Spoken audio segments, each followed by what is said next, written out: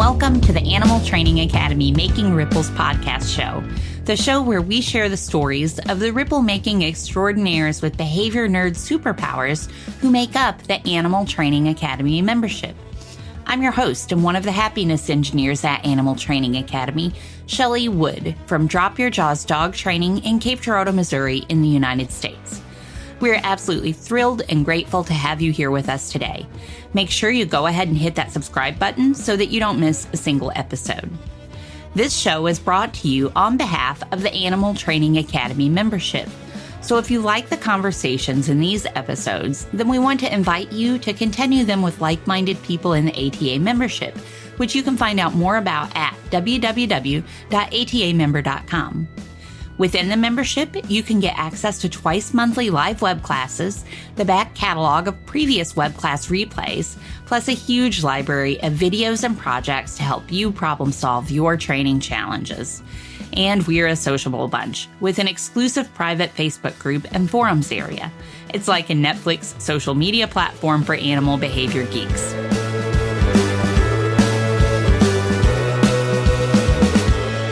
Today, we are excited to welcome Pipsa Toikka to the show. Pipsa Toikka is a Finnish dog enthusiast and a positive wellness coach to be, having completed all courses and tasks with graduation scheduled for January 2026. Pipsa developed a love for animals later in life after raising 3 boys and pursuing a career in singing and drama. She welcomed her first dog ever, Rosina, in 2011. Rosina was a Vizsla Weimaraner mix and not the easiest first dog due to her independent nature. Nonetheless, she was a loving, joyful, and forever energetic creature, and she taught Pipsa much about patience, interspecies communication, and unconditional love.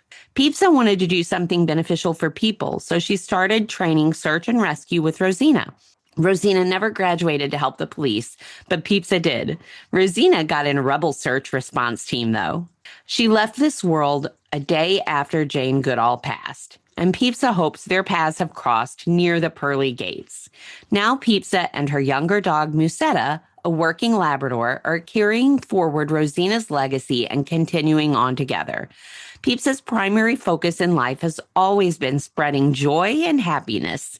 In addition to her work with dogs, she has pursued this through her work with people, especially with children in her work with Clowns Without Borders. Pipsa, welcome. I'm so excited to have you here with us today. Thank you. Thanks for choosing me, and I'm really happy to be here. You're very welcome, and I'm very happy you're here, and I'm looking forward to giving you another opportunity to continue spreading that joy and happiness that you love to spread to our listeners here today. So thank you for being willing to do that. And if you would be willing to, I would love it if you would get us started off by telling us your story. Tell us a little bit about how you came to work with animals, the journey that led you here, and some of what you spend your days doing today with animals. Yes, I actually am starting to really work professionally. Until now, I have been just an enthusiast and dog lover and training for fun mostly, or for the search and rescue business.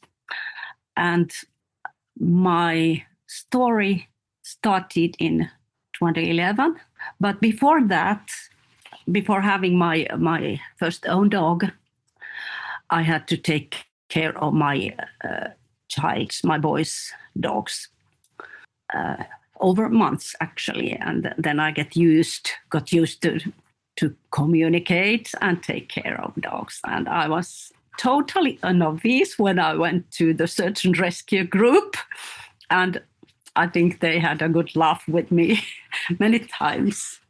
And yeah, Rosina was a wild soul, and she did the job. She sought the missing ones, the guys who played the missing ones in the woods. And after that, she had her own fun running around, not coming to me, no recall at all. And that was, oh dear. That became a problem actually. and we had to work with that for a long time. But immediately when I got her, it was clear that I wanted to learn more of this interspecies communication and multi-species learning. We were learning together, and that's the start. And in the years with her, we went on, and we were very active in the rubble group. And then 4 years ago came Musetta, and she is a lot easier to train because she's a working Labrador, and she has been already gone through one test. Some more to come. I love that your first dog was Rosina, who I just would love to take a moment to just thank you for sharing Rosina with us in the Animal Training Academy community. It was wonderful to see your work with her and to see the little bit, just a tiny peek into the wonderful relationship and interspecies communication that you two have. So thank you for sharing about her there, and thank you for sharing a little bit about her here with us today. So you mentioned that you got Rosina, maybe, was it in 2011 when you and Rosina met? Yes. Rosina was a love child and a surprise for her family. And I just found her, I remember it was via some friend or something. And then I found myself writing mail to the family. I would love to have one dog of you, your litter. And then it just happened. Yeah, I was not at all ready. But in the months before I got her, I read a lot. I'm a book person also. So I read Alexandra Horowitz and all kinds of books in Finnish and English. And I had like a long line of books before the dog came. But then the reality, it was a bit different, broken socks, broken slippers, everything. So you had all these books and you were preparing, you were wanting a dog, and then it just kind of happened that you got Rosina, that the stars lined up for that to happen. So had you always wanted a dog? And just not, you said, I think that you had adult children when you got your first dog. Is that right? So have you always been an avid dog lover, always wanted a dog, or what's kind of your backstory before you got Rosina? Actually, not. My family, we never had a dog. My father was very allergic, but he went hunting with his friends and they had dogs. My cousins had dogs, and I was really, really shy. And I remember one period in my adulthood, I was afraid of dogs, but just somehow I grew out of it and found myself loving dogs and working and living with them. I have surprised my friends and myself too. And now I'm orientating professionally. Another surprise. Well, that's really interesting that you had a period of time where you were actually a little bit afraid of dogs, and then now you find yourself working professionally with them. Do you remember how you worked through that fear, or what helped you to shift and change that fear at all? I think it was my son. It is mostly his fault because he always got friends with dogs. And first he brought the hair home and then the dogs. And one day he stood at the door and said, "Now I'm going to China, take my dogs." And he went for 3 months. I had 2 dogs then. Oh, wow. What kind of dogs did he have? They were, the smaller one was a Patterdale Terrier, very, very big ego. And the other one was a mix of, boxer and, just a second, some big dog. I will take it. Just a second. Do we have time to think? You're totally fine. Yeah, okay, but he was a mutt. Yeah. Okay, he was a mutt. Yeah. So your son goes to China and leaves you with a boxer mix and a terrier. And you had already, presumably by that time, kind of gotten over your fear of dogs. I had, yeah. And I was like, I had been with them. They had been in my house many times, and I knew them already, kind of.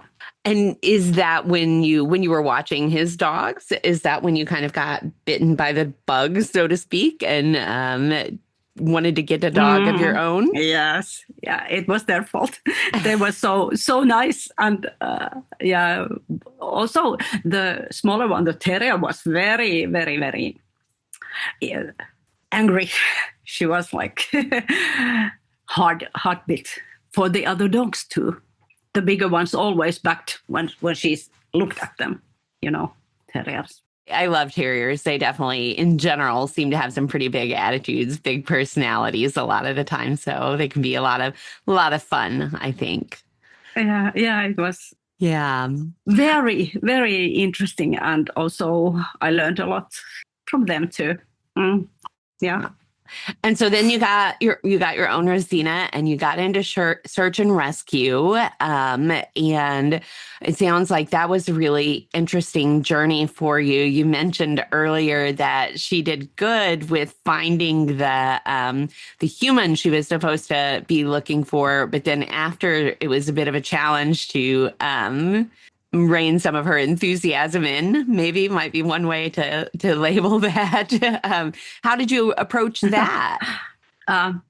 With great patience. I just had to wait her to grow, and also we trained, but little by little she came better, and then she didn't run away so much. And always when she was on the run, she knew where I was. Of course, because of her fantastic nose. And I guess being involved in search and rescue like that, you were immediately kind of connected with a group of people who, training resources, people who were clearly interested in training to be doing search and rescue. And so then is that what led you to get involved in other training as well and start pursuing, let's see, what is it, your Pawsitive wellness coach? Is that a certificate, that program, Pawsitive Wellness Coach certificate? That came only 1 year ago. I got to know about it. So I was so curious. I wanted to learn a lot. I searched resources on internet, and also the trainers we had. Some of them were really good, but not all. So I had to find the trainers that were positive and operant and all kind of that good, and who wanted not to punish and not to do those aversive things with dogs. Do you say aversive or aversive? Aversive. Aversive. Yeah. Mm-hmm. Yeah. There is a lot of that still in the dog world. I have heard sentences like, that would hurt my dog, if sometime when Rosina went running. So they would say, now I would hit or slap or whatever. But I did not. I didn't want to use violence ever. So I turned my back and went to other trainers. Well, I'm glad that you were able to find the resources to support the type of training and relationship that you wanted to enjoy with your lovely Rosina. And what led you to decide you wanted to start working with people and dogs? I guess you're supporting companion animal owners, people with pet dogs. Is that the type of training work that you're getting involved in doing professionally now? And what led you to decide you wanted to do that? Because I got so much good information, and I got involved with so many good resources, like, for example, ATA, and I wanted to spread that knowledge. I wanted my friends and colleagues in the search and rescue world and everyone with animals to know something like that, to know about this and think differently about animals, because the science has gone so far from, even when I got Rosina, there has been such a change in the attitude towards animals. I think their intelligence, their sentience, and their capabilities. So that's I think the impulse for me. Yeah, wonderful. And that lines right up with what you said in your bio about always wanting to spread joy and happiness, to spread the benefits of positive reinforcement training, to help people with their dogs so that they can communicate with them more effectively, live together in a way that's happier, is a beautiful way, I think, to spread joy and happiness. So I love that you're getting involved in. Thank you. Yes, the communication part is very, very important to me, because I think there are so many possibilities to read read the mind of animals and read the mind of ourselves too, and the thing between wait a minute, the connection between us. Sorry. Pardon my English. I'm so out.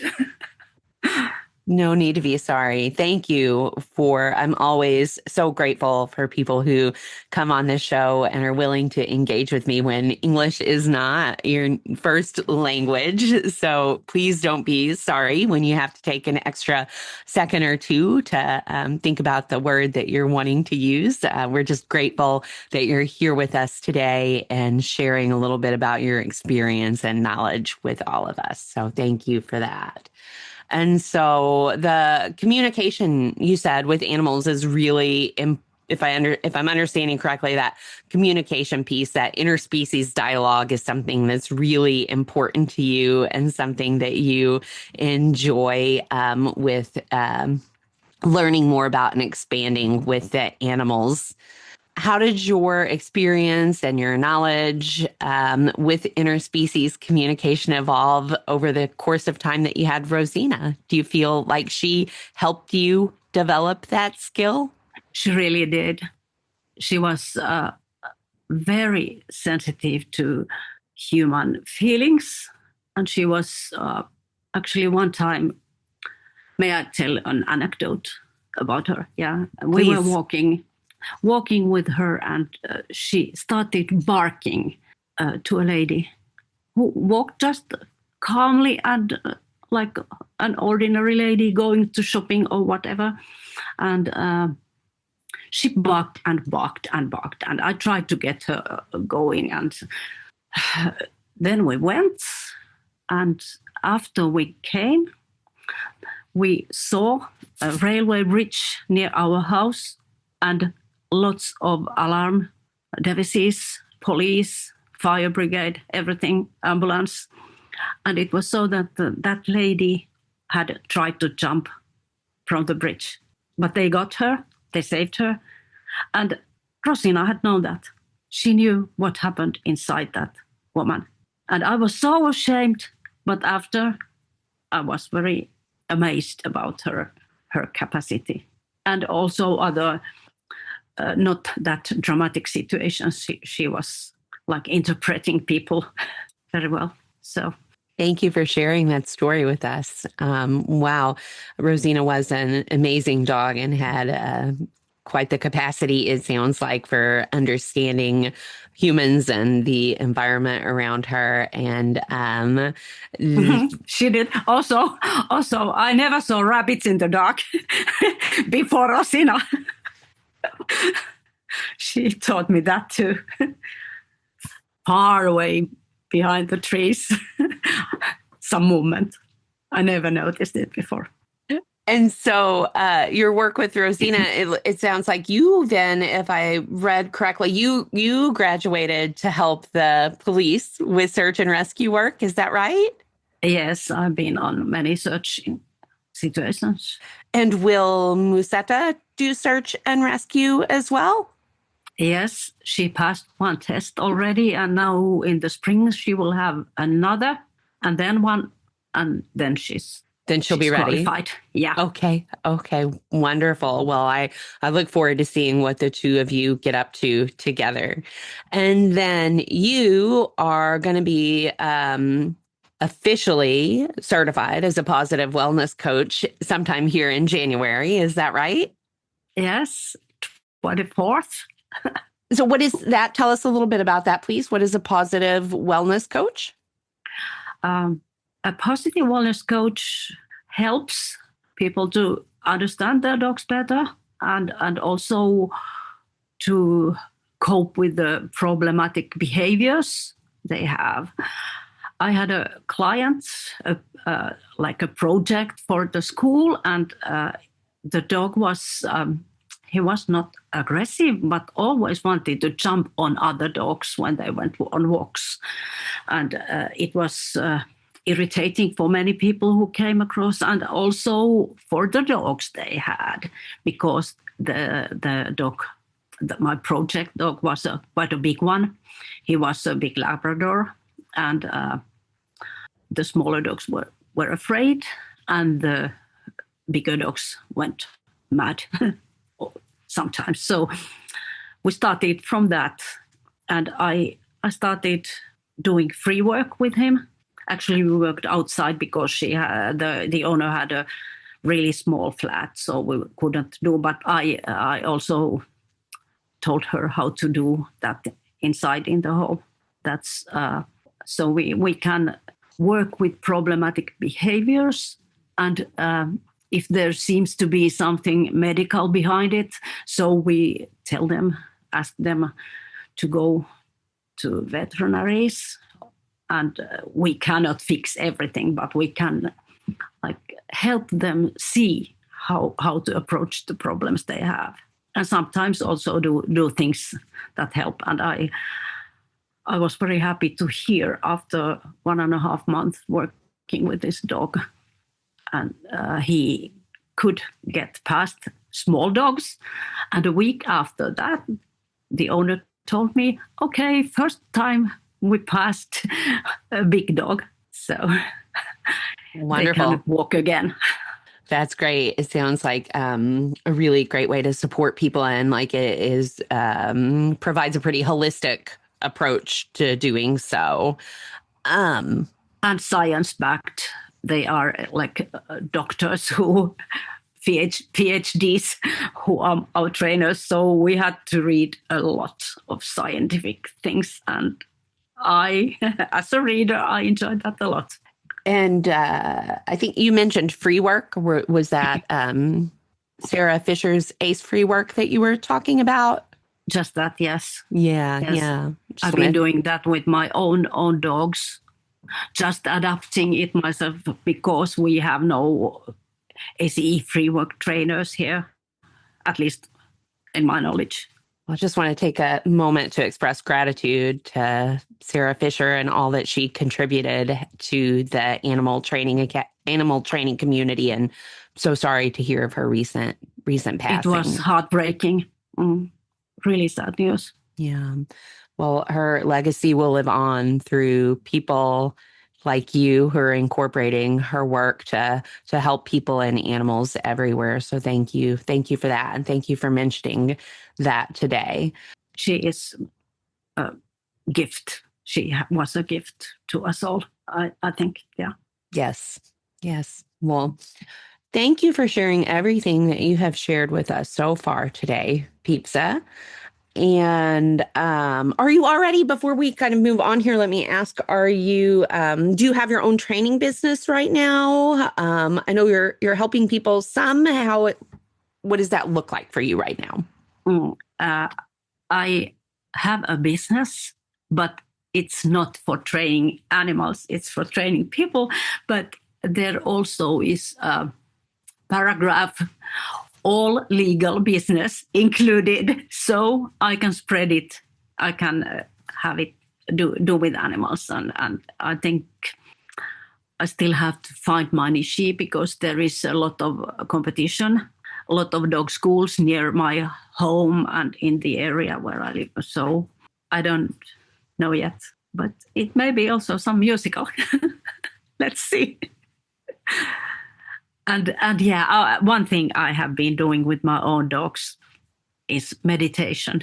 I have been sitting and meditating for some years, not regularly, but in a couple of years now, quite regularly. So I just found my dogs coming near to me and laying down and getting silent, breathing. That's something people don't do so much. I think it's a possibility also to spread that one. I will be really interested to hear what you decide to spread and how you decide to spread it, or what the universe decides to have you spread and how you spread it. So I'm looking forward to hearing much more about that in coming. Still on construction. But yes. Go ahead. Yes, I want to find something that is me, that is really me, and also added the knowledge I got, all the gifts I got, and mix it and put it out. We'll see. I would love to shift our conversation now and talk a little bit more training specific about a couple things. I would love it if you would share with us a training related challenge that you've experienced and how you worked through that challenge and some things that you learned from it. Do you have something in mind for that one? I think I spoke about it already, because the most difficult thing for me was Rosina running around. It was like in her nature, she wanted to hunt, she wanted to zigzag in the forest, and she wanted to find the little animals or bigger animals there. But yeah, so... Yeah, well, that's a good one. So maybe we could dive into that a little bit more if you're willing. So that does sound like it would be a really big challenge with a dog like Rosina, who does want to hunt and is so interested in everything that's going on around her in the environment, especially once she is able to experience that freedom and that running, like after a search. So you mentioned, I think before, that you approached it in several different ways and that training was a piece of that.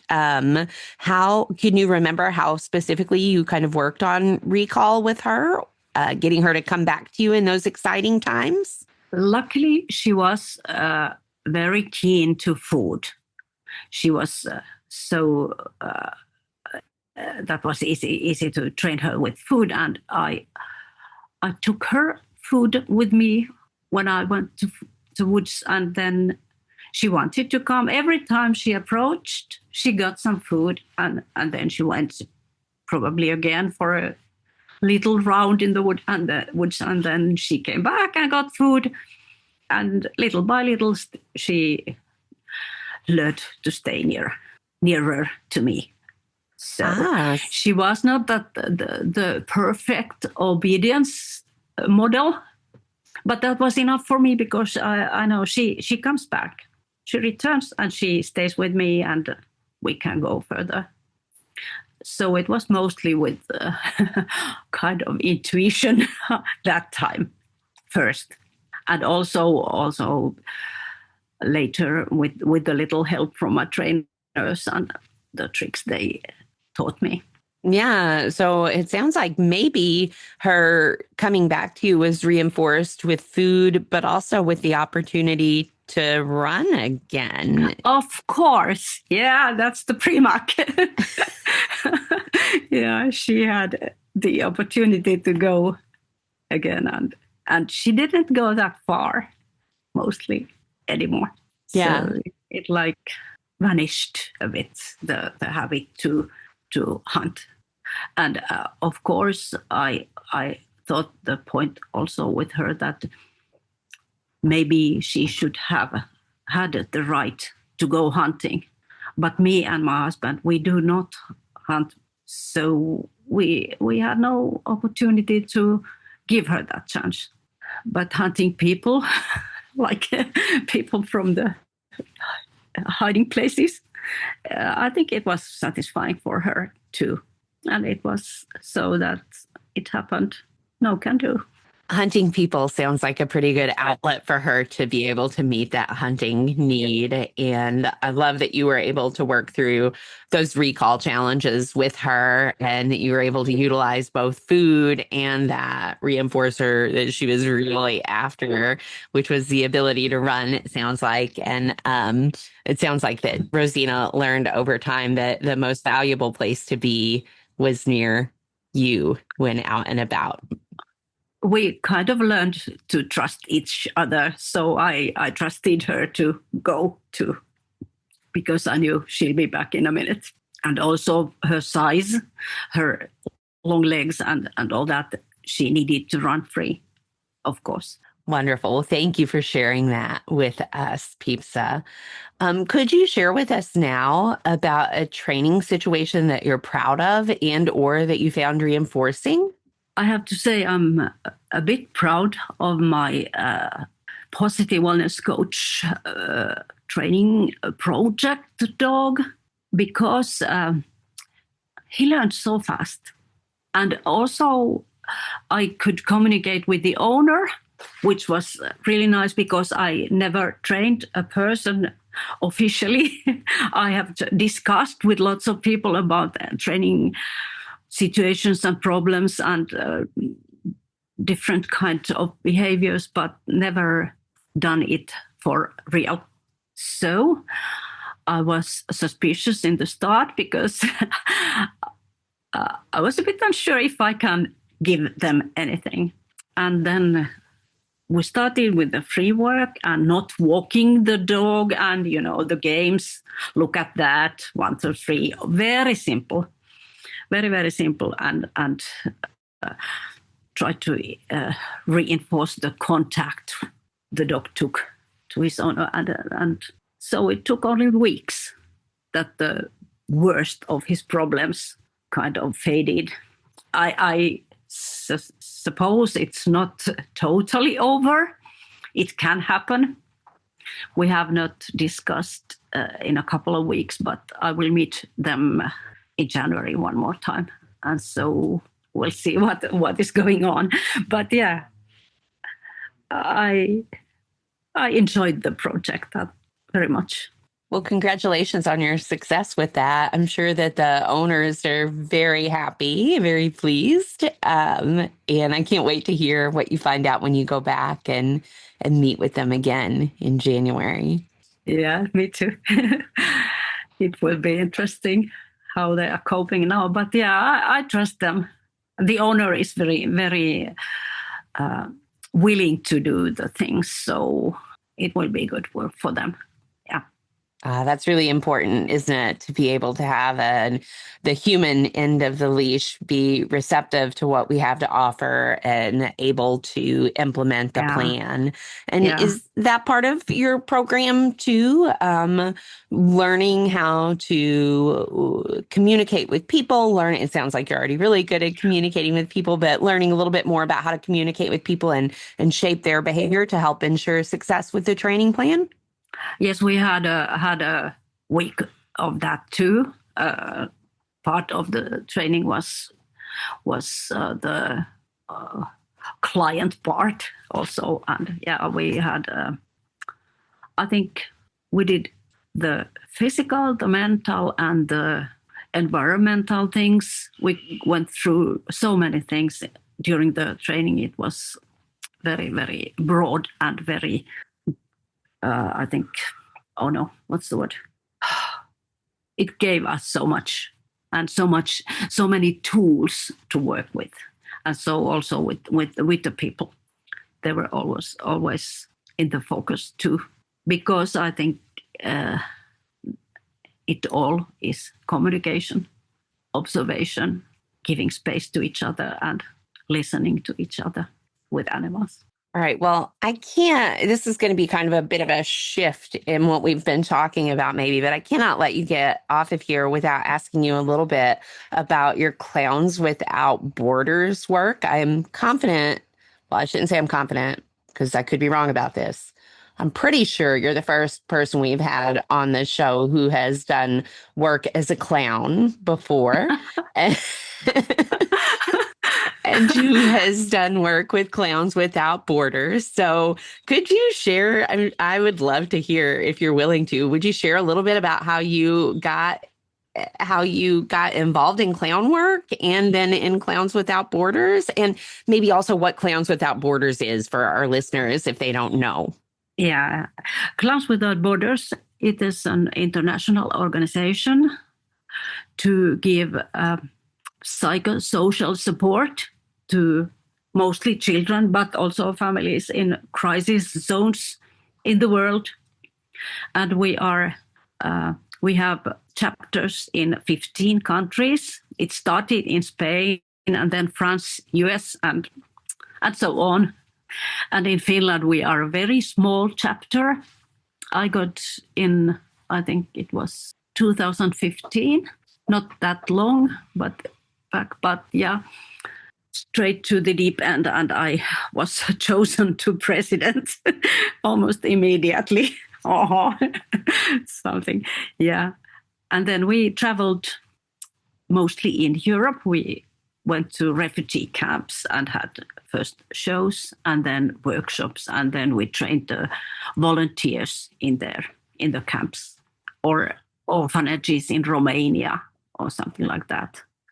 And we always try to leave something to the locals, to the local adults to work with the children. I think that's the short explanation. Yeah, very cool. And had you done, I don't even know if when I say clown work, if that's the right way to say it or not, but had you done, It is. Okay, good. Had you done clown work before Clowns Without Borders? I had done a lot of acting, and then I had a show which kind of fell into a clownish atmosphere. And then I got acquainted with these Clowns Without Borders Finland people, and so just swam in. And one more detail. My dogs are trained animal actresses too. Rosina was on at least 2 or 3 films and also in commercials. And Musetta has done some too. So I have done lots of funny things with dogs too, clown dogs. You can't just drop that on us here without telling us a little bit more about that. Tell us, please, about some of the acting jobs, some of the commercials that you and your dogs have been involved in together. Or if there's a favorite one you have, maybe tell us about that. One of the films was rather new. It was 2.5 years ago. And there was a dog in the main role. Also, but it was not Rosina. But the dog was so silent that they wanted to have another dog to her voice. And so Rosina went voice acting because she was the singing and gurgling and whatever. She sounded like a dove sometimes. So she was the voice of the dog. And I think that was the most funny, because that just shooting a film or filming the dogs, it's a bit ordinary, but doing voiceover, it's not that usual. That was fun, yeah. And also we did one commercial with, I think it was 18 or 20 dogs running on a road towards food. It was a food commercial, but yeah, all the dogs, they ran about 200 meters together. And it was okay. They left their owners or the people who were with them in the other end, and in the other end were also people who took them. They're not leashed them up. So it has been a lot of fun. How did you get involved in the acting work? Was it from your connections, having been an actor yourself in the past, or how did you find out about these fun opportunities? I just found that in a dog school we had been doing obedience and other things, the official, the more like normal things. They had a course. There is a lady in Finland who is quite famous in training birds to fly to one tree to another or something. And she was the teacher there. And I just got curious. I'm so curious. I do many things. And also because Rosina was that active and she had to do many things and also to strengthen our connection in the beginning. I think that was the main reason I tried that too. But it turned out to be a lot of fun. Yeah, it sounds and like also it was good for the connection. Right. I could see that it would be a lot of fun and also good for the connection as well. I love it. Musetta, has Musetta done any acting? Yes, she has done a couple of commercials, but because she's a black lab, she's not that popular, you know. So, and also I had to I chose her to go to the acting school because she had an injury. She had to be quite immobile for a time, for months at least, actually. So I wanted to do something with her, to her head. Yeah, well, that sounds like a fun way to work her brain out for sure. So awesome. Yeah, it was. Thank you for indulging me and sharing a little bit about your clown work and also the acting work. I know our listeners are going to have loved to have had the opportunity to hear a little bit about both of those things. Before we wrap up here, is there anything that I have not asked you about yet that you would like to share about before we wind things down? I think everything that makes the dogs feel good and also myself feel good, it goes to the bank of obedience, to the bank of training serious things. So I will continue on that road. Wonderful. Thank you so much, Pipsa. For anybody wanting to get in touch with you, find out more about the work you do, if anybody has questions or anything, is it okay for people to email you, find you on Facebook? How would people reach out to you if they had more questions for you? People who are in the group, find me in the group on my Facebook. And for the time being, I don't even have an internet site because my clients are the same year after year. And now if I am fishing for new clients or something like that, so I have to think over. But now, yeah, by mail, you can share my mail and my Facebook. Is it by your email? Is pipsatoi@gmail.com. Okay. You have it. Yeah. Wonderful. And yeah, we'll include it in the show notes too. Pipsa, from myself, on behalf of our listeners, on behalf of ATA, thank you so much for taking time out of your busy day to join us today and share just a little bit about the work that you do to spread ripples and happiness and joy in the world. Thank you very much. I've enjoyed being in ATA and this community a lot, and I got so much from it. So I'm the grateful part now.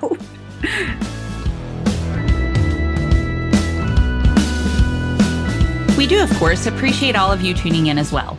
And if you have enjoyed this episode and are interested in carrying on the conversation about working with the animals in our lives in the most positive, most fun, and most choice-rich ways, then as mentioned at the start of this episode, the Animal Training Academy community is waiting for you. Head on over to www.atamember.com and click on the membership button in the main menu to learn more about what members are describing as the Netflix social media platform for behavior geeks. That's it for this episode, though. Thank you so much for listening. You'll hear from us again soon.